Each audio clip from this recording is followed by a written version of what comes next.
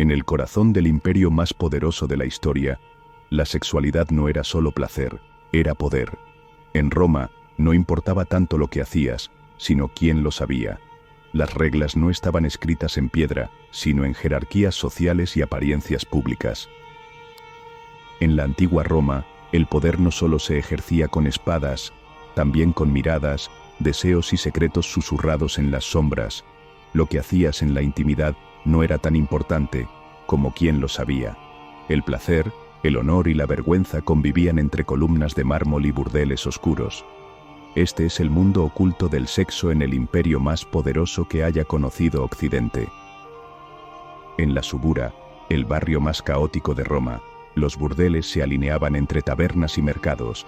Allí, la sexualidad era negocio, necesidad y castigo. Por apenas un as, un hombre podía comprar placer, y una mujer perderlo todo.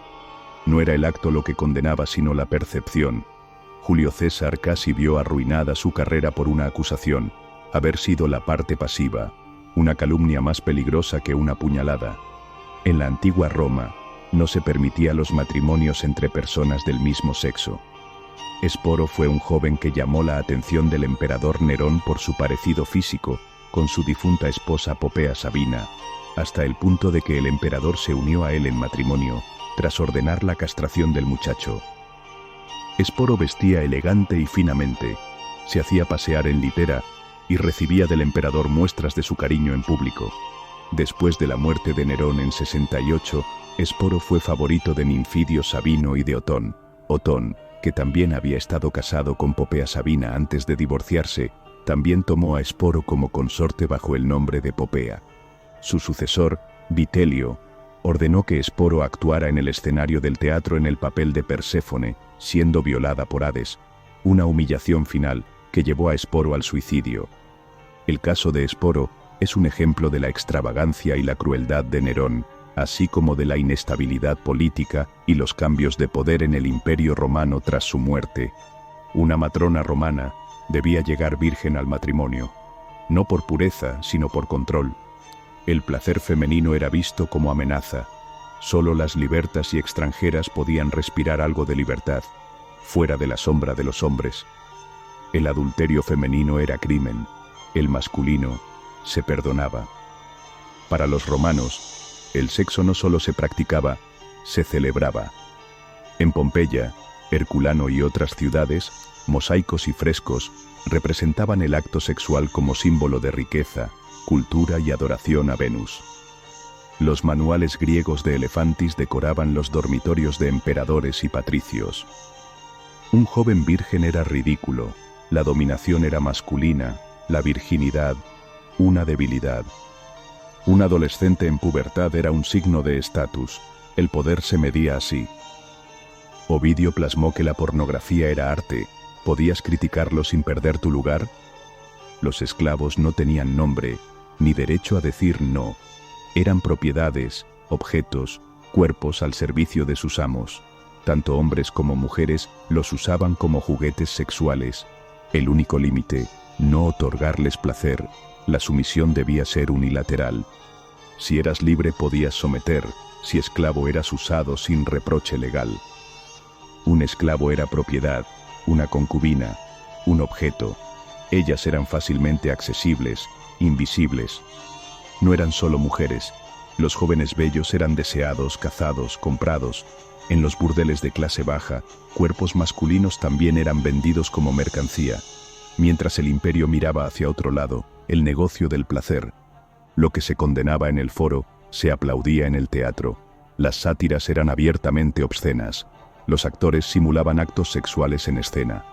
Las clases altas reían en las gradas mientras protegían su virtus en casa. Doble moral, con toga. Las leyes prohibían excesos, pero solo si se conocían. La violación no siempre era crimen, dependía del estatus de la víctima.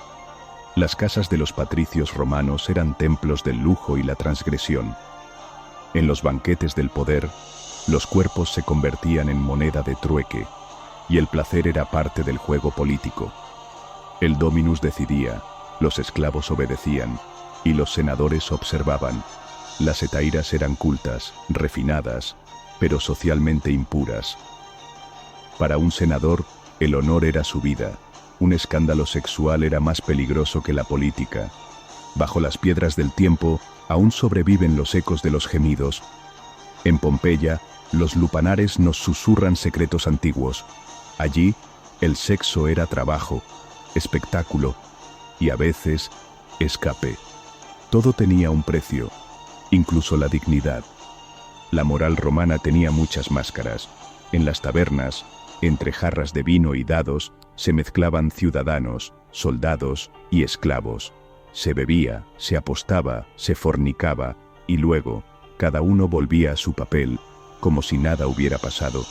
El sexo era arte, el cuerpo, un templo. Las estatuas y los mosaicos no escondían nada. Los romanos celebraban lo que Venus les ofrecía, y en esa celebración florecía también la hipocresía. Lo que se aplaudía en piedra, se castigaba en carne. En Roma ser libre era sinónimo de placer y poder absoluto. Pero nada dura para siempre. Con el avance del cristianismo, la moral pública se endureció, la lujuria se volvió pecado, la libertad se transformó en culpa. Las paredes antes llenas de deseo fueron cubiertas de silencio. La Roma del placer se iba transformando con el paso de los años. Hoy, siglos después, creemos haber cambiado. Pero la mirada sigue juzgando y el deseo sigue escondido. En cada esquina de Roma, entre piedras y sombras, aún resuena la pregunta que nadie responde. ¿Somos tan distintos? Si te intrigó este viaje a los rincones más oscuros de Roma, suscríbete a nuestro canal Resucitando la Historia. Cada semana desenterramos secretos asombrosos, con rigor y pasión. Dale like, comparte y resucitemos el pasado juntos. Que Dios te bendiga.